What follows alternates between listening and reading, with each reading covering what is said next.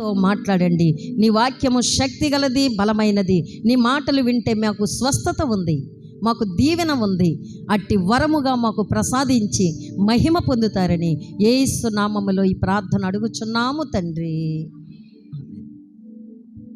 ఒక పాట చరణాన్ని పాడదాం.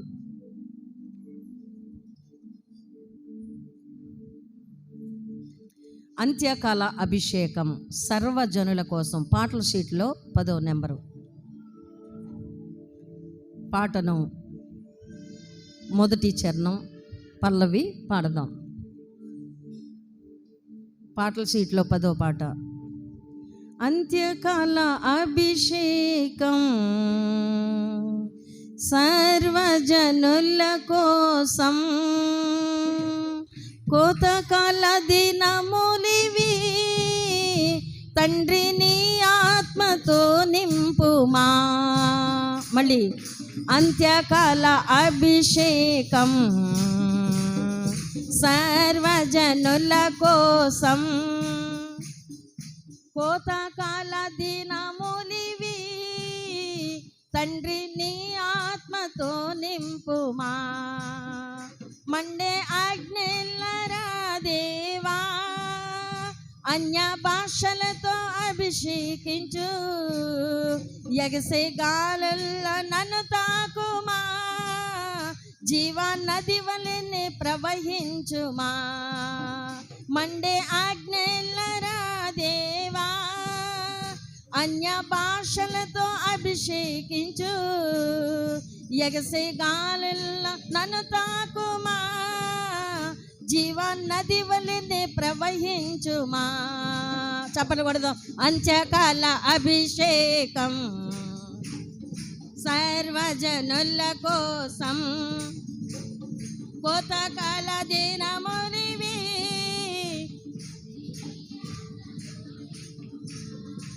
చప్పట్లు కొడదాం. అందరూ చప్పట్లు కొడదాం గట్టిగా. ఇంకా ఇంకా ఇంకా ఏమో కలలోయలోనా గొప్ప సైన్యమునే చూడగా, నీ అధికారం దయచేయుమా, జీవమారమ ప్రవచించేదా. ఏమో కలలోయలోనా గొప్ప సైన్యమునే చూడగా, నీ అధికారం దయచేయుమా, జీవమారమ్మ ప్రవచించేదా. మండే ఆజ్ఞలరా దేవా, అన్య భాషలతో అభిషేకం పాడాలి, ఎగసే గాలులే నన్ను తాకుమా, జీవ నది వలెనే ప్రవహించుమా. మళ్ళీ మండే ఆజ్ఞలరా దేవా, అన్య భాషలతో అభిషేకించు, ఎగసే గాలిల్లో నన్ను తాకుమా, జీవ నది వలెనే ప్రవహించుమా. అంత్యకాల అభిషేకం హల్లెలూయా సర్వజనుల కోసం, కోతకాల దినములివి, తండ్రి నీ ఆత్మతో నింపుమా. మళ్ళీ అంత్యకాల అభిషేకం సర్వజనుల కోసం, కోతకాల దినములివి, తండ్రి నీ ఆత్మతో నింపుమా. కోతకాల దినములివి, తండ్రి నీ ఆత్మతో నింపుమా. పడాలి. కోతకాల దినములివి, తండ్రి నీ ఆత్మతో నింపుమా.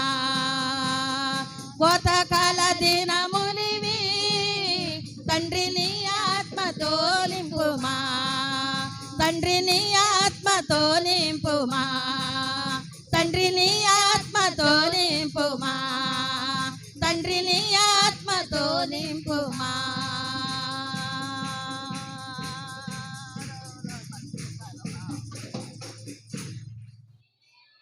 దేవుని స్తోత్రం, హల్లెలూయా, దేవుని స్తోత్రం, హల్లెలూయా, దేవుని స్తోత్రం. హల్లెలూయా. ఎంత బాగుందండి పాట, ఎంత అర్థం ఉంది. నిజంగా నీ గుండెలో దేవుని ఆత్మ జీవనదిలాగా పొర్లి ప్రవహిస్తే ఎంత సంతోషమో. ఈ ఈ ఏటది అంటారు పాత, ఈ కూటుకుండా ఈ కూరదాకా ఆ ఇల్లు ఆ బిడ్డలు వాళ్ళే చూసుకుంటా ఉంటే బురదలో పడిన ఏటంటారు పంది లెక్క ఉంటారు. బురదలో దొరికినా ఎవరు దొరుకుతారు? మనమా? పందులు దొరుకుతాయి. అలా ఉంటుందన్నమాట. అది వదిలి లెండి ఈ చోటు విడిచిపెట్టి రండి. ఏ చోటది చెప్పండి? ఇల్లు. మన పరిస్థితులు అన్నీ విడిచిపెట్టి వస్తే ఎంత ఆనందమో, ఎంత సంతోషమో. నాకు పాటలు అంటే చాలా ఇష్టం. అంతకంటే ఇష్టం వాక్యం అంటే, అంతకంటే ఇష్టం ప్రార్థన అంటే. చప్పట్లు కూడా దేవుని మహిమపరచుదా. హల్లెలూయా. బిర్యానీ తినపోయినా, మంచి మసాలా కర్రీ చికెన్ తినపోయినా వాటి మీద ఉండదు పిచ్చి. పాట, వాక్యం, ప్రార్థన. దానికి ఉంటే అండి నీ గుండె కోసేసుకుంటావమ్మా, ఎగబడిపోతావు. ప్రభు పాదాలంటే ఆగలేవు. అంత ఆనందం, అంత సంతోషం దేవుడు నీకు దయచేయును గాక. మరొకసారి మీకు అందరికీ ప్రభు నామములో నా శుభవందనాలండి. అందరికీ ప్రైజ్ ద లార్డ్ అండి. Praise the lord. దేవుడు గొప్పవాడు. మే నెలంతా కాపాడాడు. ఈ 2024 సంవత్సరములో 5 నెలలు కాపాడి ఈ దినము 2వ తారీఖైన జూన్ నెల మనకు దయచేశాడు. ఎంత గొప్ప దేవుడండి, ఎంత మంచి మనస్సు గల దేవుడు. నిన్ను నన్ను ఆయన వాడుకోవాలనుకుంటున్నాడు. ఒక పాటగా, ఒక వాక్యముగా, ఒక ప్రార్థనగా, ఆయన సముఖములో ఒక పాత్రగా నిన్ను వాడుకోవాలనుకుంటున్నాడు. వాడబడతావా? చెప్పండి, వాడబడతారా? నేను వాడబడతానన్నవా? చెయ్యొద్దండి.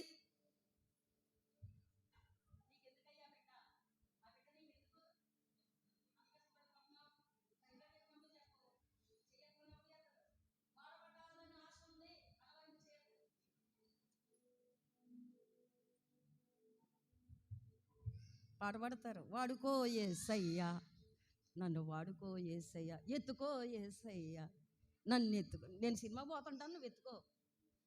నేను అబద్ధాలు ఆడుతుంటాను, వాడుకో. ఇదా అలాగా?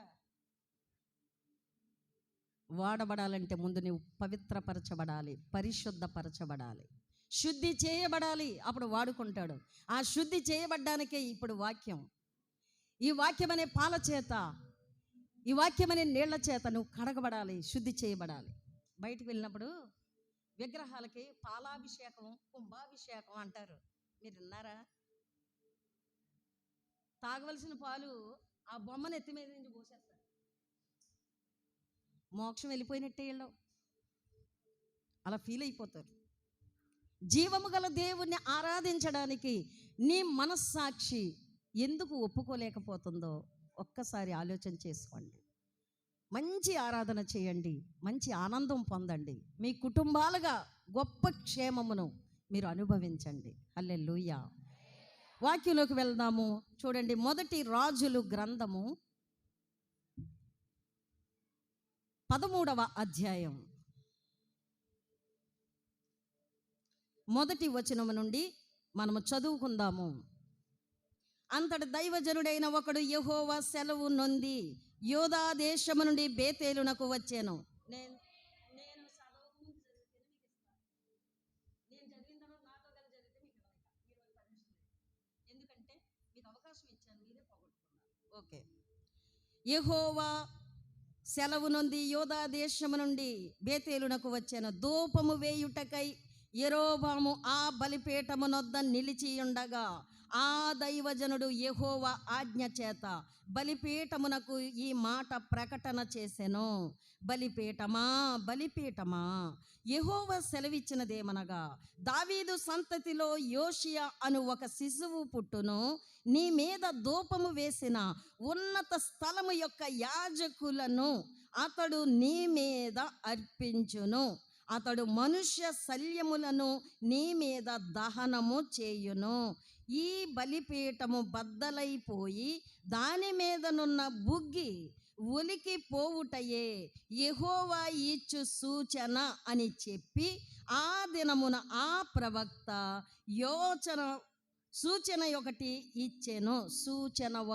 ఇచ్చెను. హల్లెలూయా, దేవునికి స్తోత్రం.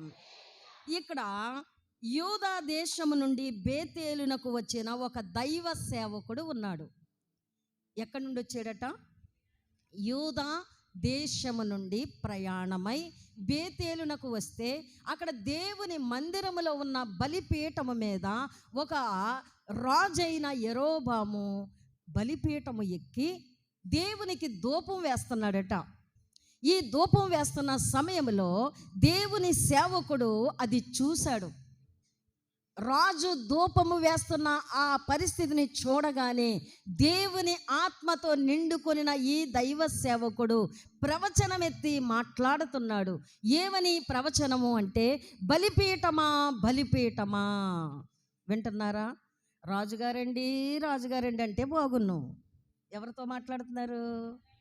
బాగా వినాలి, వినండి జాగ్రత్తగా. బలిపీఠముతో దేవుడు మాట్లాడతాడా? బలిపీఠము మీద దేవుడు మాట్లాడతాడా? బలిపీఠమును చూసి మాట్లాడతాడా? బలిపీఠము ఎక్కిన వారి మీద మాట్లాడతాడా? వారి గురించి ఉద్దేశంతో మాట్లాడతాడా? అంటే అన్ని విధాలుగా ఉంది ప్రవచనము. ఏంటి నవ్వుతున్నా? చూడు నా వైపు, ఎప్పుడు మాట్లాడుకుంటారు కదా, నా వైపు చూడండి. నేను సీరియస్గా వాక్యంలో కింద కట్టేది మనసు స్ట్రైట్గా వినండి. ఎంతసేపు కాదు, 20 నిమిషాల్లో అయిపోతుంది. నేను టైం చూసుకుంటాను, మిమ్మల్ని చూసుకుంటాను, వాక్యం చెప్పాలి, అంత ఉంది నాలో. వినండి. బలిపీఠమా బలిపీఠమా అని దైవజనుడు ప్రవచనమెత్తి మాట్లాడుతున్నాడు. ఆ మాట్లాడేటప్పుడు దేవునికి తెలుసండి, దేవుడే మాట్లాడిస్తున్నాడు. రాజుగారండి అని మాట్లాడితే రాజుగారికి కోపం వస్తుంది. ఎందుకు?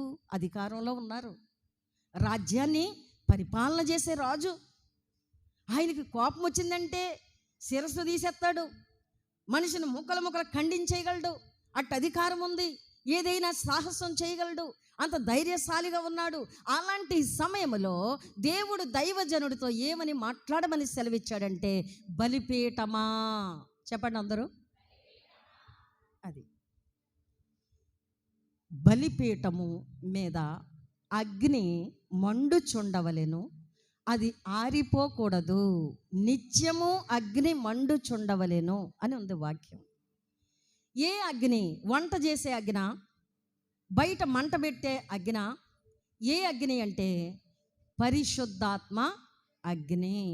నీలో దేవుని ఆత్మ ఉంటే దేవుని వాక్యము కొరకు ప్రాణం పెడతావు, దేవుని వర్తమానం కొరకు ఎంతో ఎదురు చూస్తావు, దేవుని ఆరాధన కొరకు ఎన్ని పడిగాపులు కాస్తావో. నా దేవుని సన్నిధి ఎప్పుడు వస్తుంది, ఆరాధన సమయం ఎప్పుడు నేను దేవుని వెంబడిస్తాను, ఎప్పుడు నేను దేవుని ఫాలో అవుతాను, ఎప్పుడు ఆయన మాటను అనుసరిస్తాను అనే వాంఛ నీలో కలుగుతూ ఉంటుంది.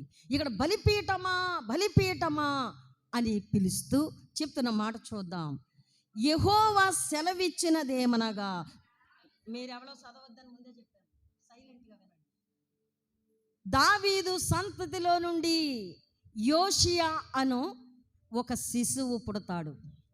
ఇంకా పుట్టలేదు, వింటున్నారా?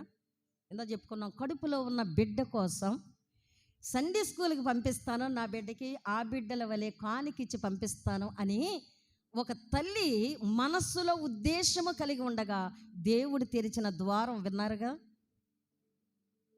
ఇక్కడ చూడండి, ఈ యోషియా అనే శిశువు ఇంకా పుట్టలేదు. ఆ అబ్బాయికి అప్పుడే పేరు కూడా చెప్పాడు దేవుడు. అబ్బాయి ఇంకా గర్భమున దాల్చలేదు. జాగ్రత్తగా వినండి. వివాహాలు అయిన తర్వాత బిడ్డల కొరకు చాలామంది ఎన్నో స్థలాలకు వెళుతున్నారు. మొన్న ఆదివారం చెప్పాను, 4 గంటపళ్ళు అప్పు ఉందంట గౌరీపట్నంలో. 4 గంటపళ్ళకి ఇంకో 4 గంటపళ్ళు జత చేసి పట్టుకెళ్తుందంట. 800 ఆటో పెట్టుకొని వెళ్ళిందంట. అక్కడ ఇచ్చిన ఎన్ని అర్థము లేని మొక్కుబళ్ళు మొక్కుతారు. వాళ్ళకి నీ పేరు తెలుసా? నీ కుటుంబం తెలుసా? ఆ 800 ఎక్కడే మందిరంలో అయితే కిటికీకి వస్తాయి కదా. నీ చెడు ఆలోచనలు మాస్టర్ గారు తినేస్తే పెద్దోళ్ళు అయిపోయి మా మీద తిరగబడతారు అని అనుకుంటున్నారు కదా. నువ్వు పోషించలేవు, నువ్వు ఇవ్వలేవు, దేవుడు పోషించగలడు. ఆకాశ పక్షులను పోషించు దేవుడు దైవ సేవకుని పోషించడా? ఆయన కుటుంబాన్ని పోషించడా? ఎర్ర ఆలోచనలు చేస్తారు మనోళ్ళు, తెలివిగా ఎక్కడెక్కడో విరజిమ్ముతారు.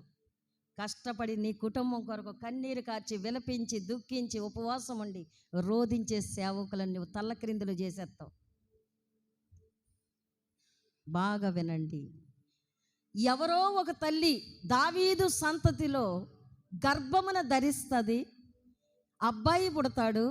అబ్బాయికి యోషియా అనే పేరు పెడతావు. ఆ అబ్బాయి వచ్చి ఈ బలిపీఠం మీద నిలవబడతాడు ధూపం వేయడానికి.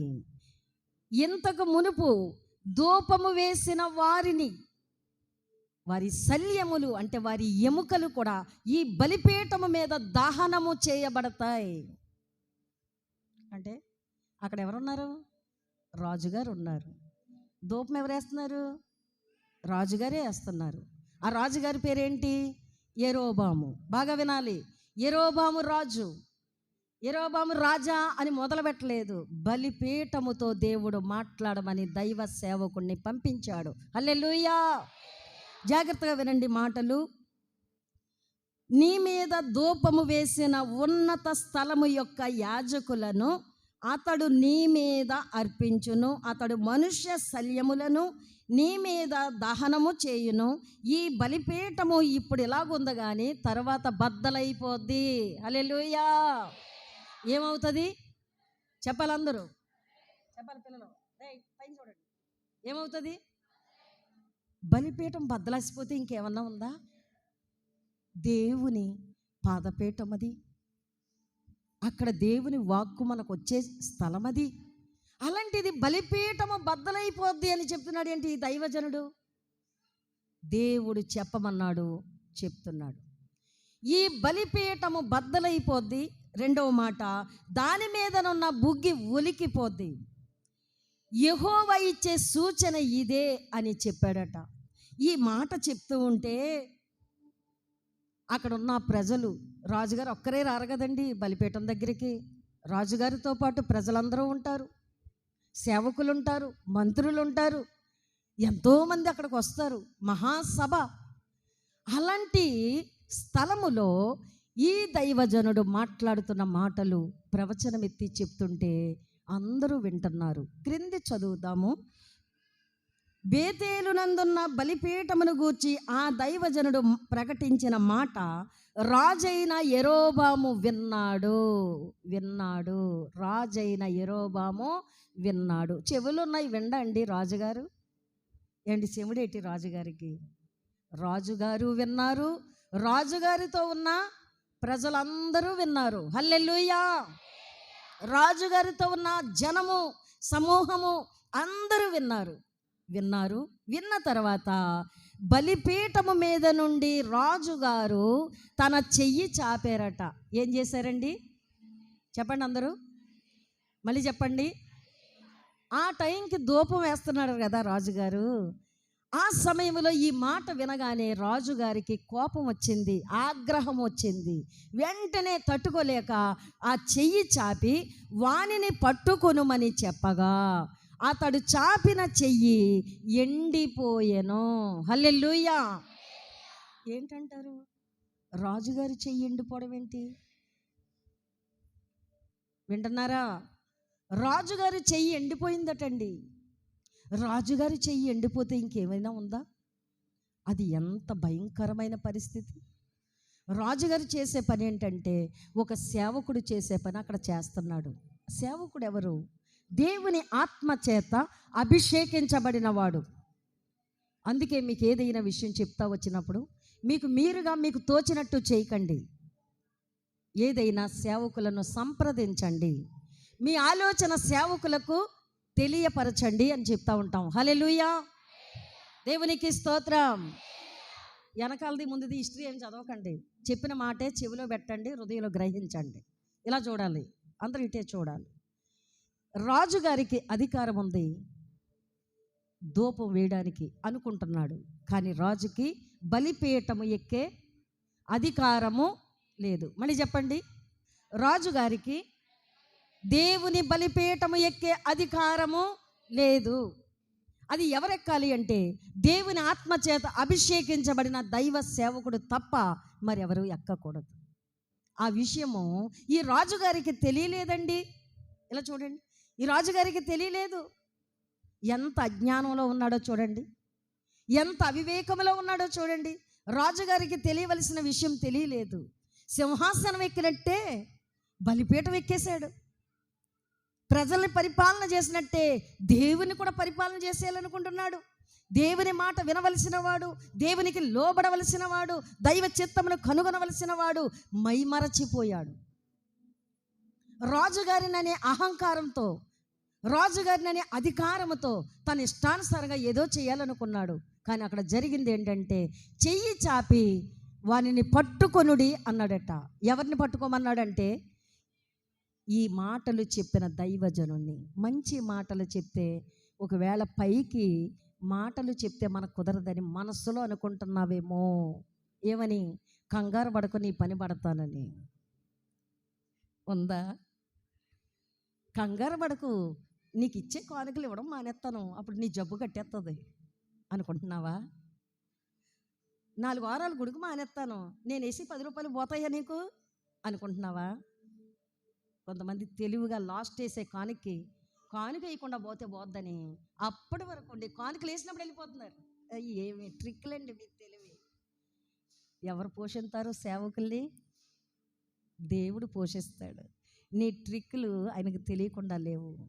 నీవేదో గొప్ప తెలివి అనుకుంటున్నావు, నేను జ్ఞానిని కదా అని నువ్వు అనుకొనిచున్నావు. నీ జ్ఞానము వెర్రితనము, నీ అవివేకం, అందువలన నీకు ప్రయోజనం లేదు. విత్తనము వలె నీ కానుక దేవునికి ఇచ్చేయి, పంట కోసుకుంటావు, పంట కోస్తావు. విత్తనములు భూమి మీద చల్లితే కానీ అనేక దినములకు పంట ఎలాగైతే రాదో, అలాగే నీవు ఇచ్చే కానుక ఒక విత్తనము లాంటిది. బాగా గుర్తుపెట్టుకోండి. కొంతమందికి ఈ విలువ, ఈ విషయం తెలియదు. తెలియక ప్రభు బల్లారాధనకి 10 రూపాయల, ప్రభు బల్లారాధనకి 10 రూపాయల, నువ్వు 100 రూపాయలు ఇచ్చిన ప్రభు బల్లారాధనలో నీకు ఆశీర్వాదము కలిగిందా అనే తృప్తి నీలో ఏర్పడిందా? జాగ్రత్తగా ఆలోచన చేయండి. అవివేకముగా ఆలోచన చేస్తున్నాం. 10, 20, 50, 100 అని కాదు. దేవుని నువ్వు ఎలా ప్రేమిస్తున్నావో దానిని బట్టి చేసుకో, అంతే. దానికి లిమిట్ లేదు, దానికి హద్దులు లేవు, దానికి షరతులు లేవు. ఎందుకంటే నీ పాపముల కొరకు, నీ సర్వ రోగముల కొరకు, నీ శాపము కొరకు ఆయన నీ కొరకు కల్వరి సిలువ, గొల్గొతా కొండ మీద బాహాటముగా సిలువ వేయబడ్డాడు. ఆయన రక్తము చిందించి నీ పాపానికి పరిహారం ఆయన పరిశుద్ధ రక్తమును వెలకట్టాడు. అందుచేతనే నీవు విలువ పెట్టి కొనబడిన వారు. మనుషులకు దాసులుగా ఈ ధనమును దాన్ని ఏమంటారు, సరి చేయకూడదు, సరి సమానం అనుకోకూడదు. ఆయన సరి తూగాడు, నేను ఇచ్చే కానుకని సరిపెట్టడానికి లేదు. నువ్వు ఎంత చేసినా ఇంకా నీ వలన ఎంతో ఆయనకు కావాలి, ఎంతో రావాలి, ఎంతో చేయాలి. నీ ద్వారా ఆయన పరిచర్య చేయించుకోవాలని, ఆయన పాత్రగా నువ్వు నిలవబడాలని, ఆయన వాడుకుండాలని ఆశపడుతుంటే నీకు అర్థం కావడం లేదు. హల్లెలూయా, దేవునికి స్తోత్రం. ఓ సంగమా, సర్వంగమా, పరలోక రాజ్యపు ప్రతిబింబమా, మెస్సయ్యను ఎదుర్కొనగా నీతిని అలంకరించి సిద్ధపడుమా. ఓ సంగమా, సర్వంగమా, చప్పట్లు కొడదాము అందరూ. మెస్సయ్యను ఎదుర్కొనగా నీతిని అలంకరించి ఓ సంగమా వినుమా, రాణి ఓ పిరు అపరంజితో, స్వర్ణ వివర్ణ వస్త్రధారణతో, వీణ వాయిద్య తరంగాలతో, ప్రాణేశ్వరుని ప్రసన్నతతో, రాణి ఓ పిరు అపరంజితో. పాడాలి.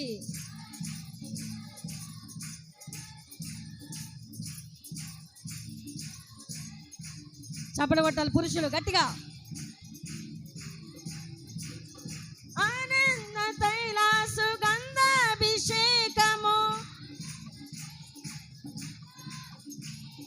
పొందితివా యేసునందు, పొందితివా యేసునందు.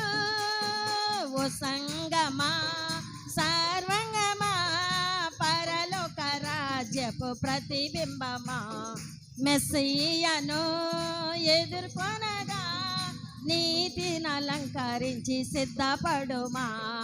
ఓ సంగమా వినుమా. హల్లెలూయా, దేవునికి స్తోత్రం. ఓ సంఘం అనే మాటలు నువ్వు ఉన్నావా? మీరున్నారా? తప్పనిసరిగా నిన్ను శుద్ధ సువర్ణముగా మార్చాలని కోరుకుంటున్నాడు. సంఘము ఒక బంగారంలా కనబడాలట ఆయనకి, మెరయిచున్నట్టి బంగారంలాగా. మన బుద్ధి అలా ఉండాలి, మన మనస్సు అలా ఉండాలి. అలా ఉండకపోతే మనము దేవుని దయ పొందలేము, దేవుని చిత్తమునకు లోబడిన వారమే కాము. దేవుని మాట నమ్మాలి, దేవుని చిత్తమును కనుగొనాలి, ఆయన మాట ఏంటో తెలుసుకోవాలి. ఎంత అవివేకములో ఉన్నాడండి ఈ యెరోబాము రాజు. ఈ మంచి మాట చెప్పిన దైవ సేవకుడిని చెయ్యి చాపి వానిని పట్టుకొనుడి అని ఆజ్ఞాపిస్తున్నాడు. నీకు అధికారం ఉండొచ్చు ఏం చేయడానికైనా, చర్చికి రావాలన్నా రాకూడదన్నా, నీ భర్తను గౌరవించాలన్నా గౌరవమును తీసి పారేయాలన్నా, నీ కుటుంబాన్ని సక్రమముగా దిద్దుకోవాలన్నా దాన్ని పరువు లేకుండా తీసేసుకోవాలన్నా నీకు అధికారం ఉందని చెప్పి ఇష్టానుసారంగా వాడకూడదు. దేవుడు లెక్క అడుగుతాడు, దేవునికి లెక్క చెప్పాలి. దేవుడు నీ ముందు పెడతాడు. కొంత ధనమని, కొంత కుటుంబమని, కొంత సంతోషమని నీకు ఇస్తాడు. దాన్ని నువ్వు ఎలా వినియోగిస్తున్నావు, దాన్ని నువ్వు ఎలా కాపాడుకుంటున్నావు చూస్తాడు. నీ వలన, నీకు ఇచ్చిన వాటి వలన నీకు ఏమాత్రము కూడా కృతజ్ఞత లేదు అని చెప్పి ఇచ్చిన దేవుడే, అన్నీ ఇచ్చిన దేవుడు అన్నీ మళ్ళీ తీసుకెళ్ళిపోతాడట. అన్నీ ఇచ్చాడు. ఎవరికి? యోబుకి ఇచ్చాడు కదా. ఏమి ఇచ్చాడమ్మా? అన్నీ ఇచ్చాడు. గొర్రెల ఆస్తి, గొడ్ల ఆస్తి, దాసదాసీలు అన్నీ ఇచ్చాడు. ఏమి కొరత లేదు. పొలం ఇచ్చాడు, గొర్రెలు ఇచ్చాడు, మందలే ఇచ్చాడు. పిల్లలను కూడా 10 మందిని ఇచ్చాడు. అందరూ అన్నారంట, ఇచ్చినట్టే ఇచ్చాడు దేవుడు, తీసుకుపోయాడు.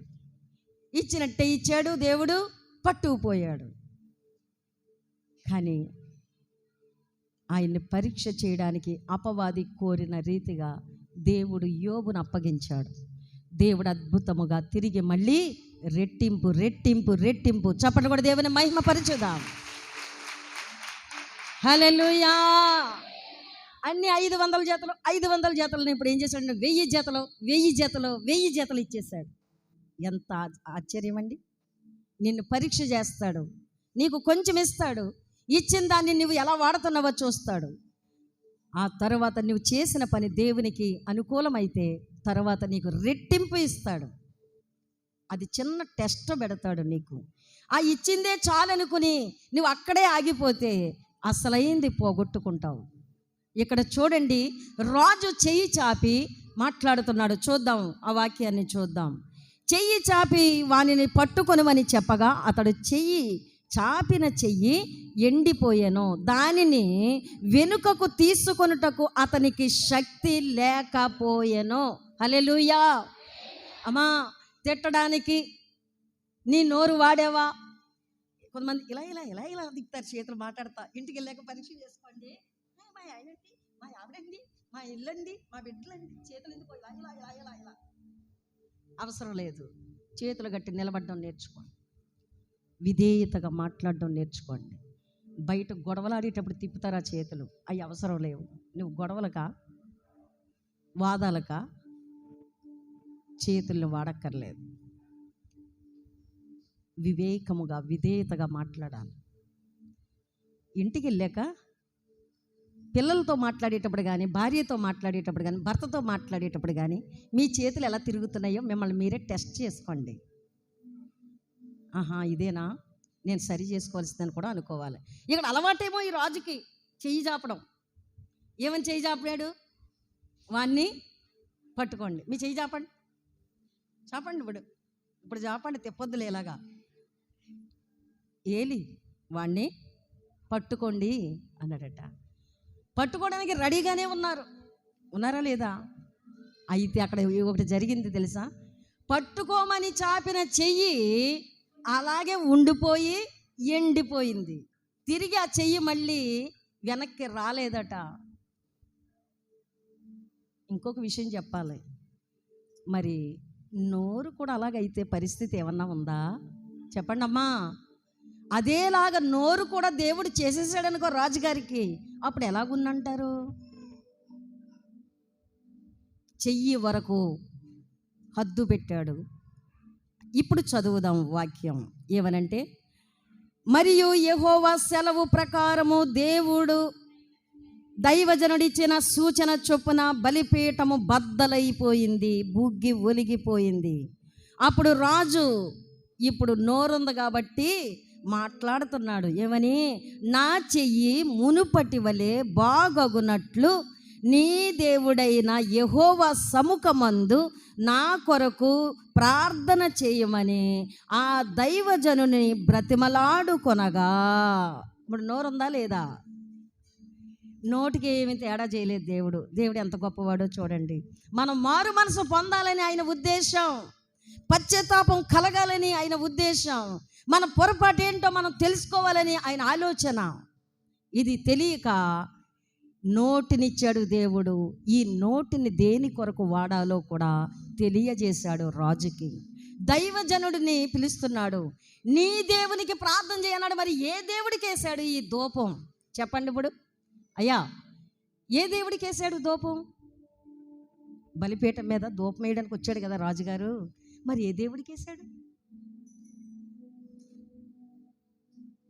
కొంతమంది అండి రక్షణ పొందిన వాళ్ళు కూడా రామ రామ రామ రామ రామ అబ్రామ అబ్రామ అబ్రామ అయ్యో రామా. దేవుని నమ్ముకుని కూడా అపవిత్రమైన మాటలు మాట్లాడే నీ నోరు శాపముతో నిండుకోబోతుంది. నీ నోట్లో నుంచి మంచి మాటలే రావాలి కానీ అపశకునాలు, శాపనార్థపు మాటలు రాకూడదు. మంచి మాటలు రావాలి నోటిలోకి. నీ నాలుక దేవుని ఆత్మచేత అభిషేకించబడితే యూదయ దేశము వచ్చిన దైవజనుడు వలె ప్రవచనమెత్తి పలుకుతావు.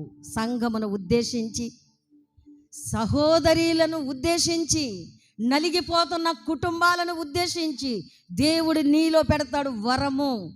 ఆ వరమును బట్టి నువ్వు పలకాలి, మాట్లాడాలి. అది దేవుడు చేసే కార్యం. ఇప్పుడు ఏం జరిగింది అక్కడ చూసినప్పుడు? బలిపీఠము దైవజనుడు చెప్పినట్టుగానే బద్దలైపోయిందట. దాని మీద ధూపం వేసిన బుగ్గి ఒలిగిపోయిందట. ఇప్పుడు ఏం చేస్తున్నాడంటే, నీ దేవుడైన యెహోవాను వేడుకో, నా చెయ్యి మునుపటి వలె బాగవునట్లు అని కోరుతున్నాడు. ఇతను చేయలేడా ప్రార్థన? రాజుగారు ప్రార్థన చేస్తే దేవుడు వద్దంటాడండి? చెప్పండి, వద్దంటాడా? మరి ఎందుకు చేయట్లేదు? మరి ధూపం ఎందుకు వేశాడు? తగుదునని ఎందుకు వచ్చాడు? ఒక ప్రవక్తలు ఉన్నారు, దైవజనులు ఉన్నారు, దేవుని ఆత్మచేత అభిషేకించబడిన వారు ఉండగా ఈ రాజుకు వచ్చిన పని ఏంటి? బాగా గమనించండి. చాలామంది ఇదే అవిధేయతలో ఉంటున్నారు. ఎవరు చేయవలసింది వారే చేయాలి. దేవుడు ఎవరికి ఏ పని అప్పగించాడో ఆ పని చేయాలి. కానీ ఎగస్ట్రా పనులు చేస్తే శాపం పొందుకుంటాం, కీడు అనుభవిస్తాం. జాగ్రత్తగా ఉండాలి. నీ దేవుడైన యెహోవాను వేడుకో.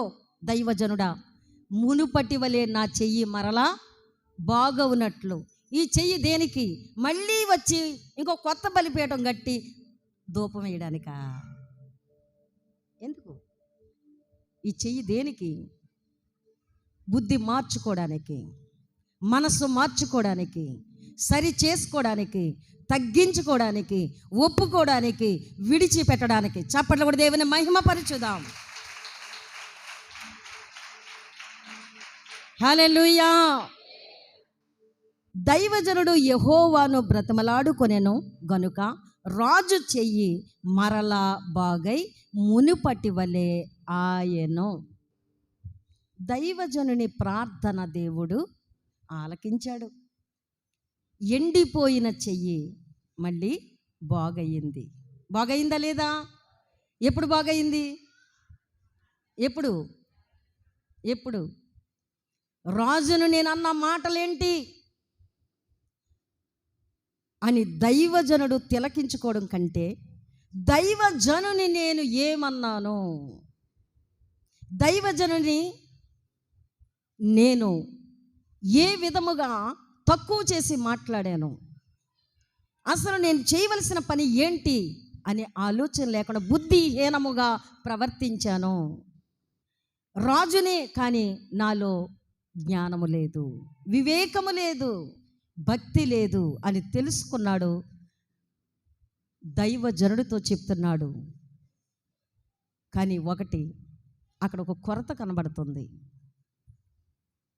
అతడు కూడా విశ్వాసము గలవాడిగా ఉన్నాడు, కానీ అతడు కూడా ప్రార్థన చేసుకున్నాడని అక్కడ వాక్యం కనబడట్లేదు. దైవ సేవకులు నీ కొరకు ప్రార్థన చేస్తారు, కానీ నువ్వు ప్రార్థన చేసుకుంటున్నావా? నీ కుటుంబం కొరకు ప్రార్థన చేస్తున్నారు సంఘము, మరి నువ్వు చేసే ప్రార్థన ఎంతసేపు చేయగలుగుతున్నావు? ప్రార్థన చిన్న చిన్న ప్రార్థనైనా ఒక అరగంట చేస్తున్నావా, ఓ పావు గంట చేస్తున్నావా, ఓ గంట చేస్తున్నావా? దేవునితో నీకున్న సహవాసం ఏంటి? నీకున్న స్నేహం ఏంటి? నీకు నచ్చిన ఇష్టమైన వారి దగ్గరికి వెళ్ళి ఎంతసేపో కూర్చుంటావు, ఎన్నో విషయాలు మాట్లాడతావు, చెప్పకూడని విషయాలు కూడా మరచిపోయి వారికి చెప్పేస్తావు. ఎందుకంటే నీ మనసు వాళ్ళ మనసు ఏకమైపోయింది కనుక. మరి దేవునితో నీ మనసు ఎందుకు ఐక్యం అవ్వటం లేదు? దేవునితో నీ సహవాసం ఎందుకు పెరగడం లేదు? నీ కష్ట నష్టాలు, నీ వ్యాధి బాధలు, నీ సంతోషాలు, నీ ఆశలు, నీ ఆలోచనలు దేవునికి ఎందుకు చెప్పలేకపోతున్నావు? చెప్పాలి, ఎక్కువ సమయం మాట్లాడాలి దేవునితో. రాత్రంతా ఓ పాట ఉంటుంది, రాత్రంతయు శ్రమ పడినా రాలేదు ప్రభు జయము, రహదారులు వెదకినను రాదాయను ప్రతిఫలము, రక్షించు నీ సిలువా రమణీయ లోతులలో రతనాలను వెదకుటలో రాజిల్లు నా పడవా, నడిపించు నానావా నడి సంద్రమున దేవా, నవ జీవన మార్గమున నా జన్మ తరింప, నడిపించు నానావా. హల్లెలూయా. ఇంటికి వెళ్ళాక ఈ మధ్యాహ్నం భోంచేసి కాసేపు పడక మీద సాప్ మీద కూర్చుని పాడుకో, నడిపించు నానావా పాడుకోండి. అప్పుడు నీ జీవిత గమ్యం గురి ఏంటో నీకు అర్థమవుతుంది. జ్ఞానముతో దేవుని వాక్యమును పట్టుకొని పొందుకొని అవగాహన చేసుకో, అర్థము చేసుకో. అప్పుడు నీకు మంచి ఓటలు, జీవజల ఓటలు, జీవాహారము నువ్వు తృప్తిగా భుజించిన అనుభవంలోనికి నువ్వు వస్తావు. ఇక్కడ దైవజనుని వేడుకోమన్నాడు, దైవజన్ని ప్రార్థన చేయమని బ్రతిమలాడుకున్నాడు. దేవుని ఆత్మచేత దైవజనుడు ఉన్నాడు గనుక చాపిన చెయ్యి మునుపటి వలె మరలా బాగవ్వాలని రాజు కోరుకుంటున్నాడు. నాయన క్షమించండి, అతడి తొందరపాటు నుండి విడిపించండి, అతనికి మేలు చేయండి, ఆ చెయ్యి మునుపటి వలె బాగవునట్లు సహాయం చేయండి అని తప్పులు, పొరపాట్లు, అపరాధాలన్నీ ప్రక్కన పెట్టేసి దైవజనుడు రాజు కొరకు ప్రార్థన చేశాడు. సేవకుడు ఎప్పుడు కూడా మనం మాట్లాడిన విధానాన్ని బట్టి కానీ, మనం చూసిన చూపుని బట్టి కానీ వాళ్ళు మనసులో పెట్టుకుని ప్రార్థన చేస్తే మీకు ఏ మేలు జరగదు. అవన్నీ ప్రక్కన పెట్టి దేవునికి అప్పగిస్తారు. దేవుని సముఖమందు పరిశుద్ధులు ధూపార్తుల వలె ఇంపైన సువాసనగా దేవుడు నాగ్రాణించు వారిగా ఆయన సముఖంలో సేవకులు ప్రార్థన మాత్రమే విశ్వాసముతో చేస్తారు. ఆ ప్రార్థనే మన కుటుంబాలకు మనకు గొప్ప ఆశీర్వాదకరంగా ఉంటుంది. కనుక మన ఉద్దేశాలు సఫలము చేయబడాలన్నా, మనకు స్వస్థత కావాలన్నా, మనము సరి అయిన విధముగా మార్చబడాలన్నా దేవుని అనుమతిలో, దేవుని సరెండర్లో, దేవుని స్వాధీనములో మనం ఉండడం మనకెంతో దీవెన. అట్టి ఆశీర్వాదములు మనం అందరము పొందుకుందాం. దేవుడి వర్తమానము దీవించును గాక. ఆమేన్. ప్రార్థన చేద్దాం. అందరూ లేచి నిలబడదాం. ప్రార్థన. ఇటు అటు ఎవరు చూడొద్దు, కళ్ళు మూసుకుందాం. పరమ తండ్రి, మీరు మాకు అనుగ్రహించిన శ్రేష్టమైన నీ వర్తమానముకై వందనాలు. మీరు మమ్మలను ప్రేమించి మాకు సిద్ధపరిచిన వాక్యము ద్వారా, యోదయ దేశము నుండి బేతేలునకు వచ్చిన దైవజనుడు ద్వారా అక్కడ చేసిన పని, యెరోబాము రాజు బలిపీఠము మీద ధూపము వేయడానికి నిలవబడినప్పుడు అది నీకు చిత్తము కాదు. గద్దిస్తున్నావు, ప్రవచనమెత్తి దైవజనుడి ద్వారా మాట్లాడుచున్నావు. మా అతిక్రమములకు ప్రాయశ్చిత్తము కలుగు చేసే దేవుడవు నీవే. మా అపరాధములను ఒప్పుకొన చేయనట్లు మీరు సిద్ధపరచు పరమ తండ్రివి నాయన. మేము పాపపు ఊబిలోకి దిగబడిపోతూ ఉంటే చూసి ఊరుకునే దేవుడవు కాదు, దాని నుండి విడిపించే గొప్ప దేవుడవు నాయన. నీ వర్తమానము ద్వారా మీరు మాతో మాట్లాడారు. రాజు చేసే పని రాజే చేయాలి, సేవకుడు చేసే పని సేవకుడే చేయాలి. మేము విశ్వాసులమా? విశ్వాసికి తగినట్లుగా ఉండాలి, విశ్వాసికి తగినట్లుగా ప్రవర్తించాలి, కానీ అధిగమించి ఎక్కువగా చేయకూడదు. మేము ఏం చేసినా దైవజనులు దేవుని సమక్షంలో చేయాలని మాకు నేర్పించావు. బలిపీఠమా, బలిపీఠమా, బలిపీఠముతో మాట్లాడావు నాయన. బలిపీఠముతో మాట్లాడావు. అక్కడ రాజుకు బుద్ధి నేర్పావు, జ్ఞానము నేర్పించావు, దైవజనుని ద్వారా హెచ్చరించావు. ప్రవచనము నెరవేర్చబడింది, అద్భుతము జరిగింది, స్వస్థత జరిగింది, శిక్ష నుండి తప్పించబడ్డాడు. మేము కూడా జ్ఞానముతో నీ కార్యములు పొందుకునే భాగ్యముతో నింపండి. యేసు నామములో అడుగుచున్నాము తండ్రి. ఆమేన్. పాట పాడుచుండగా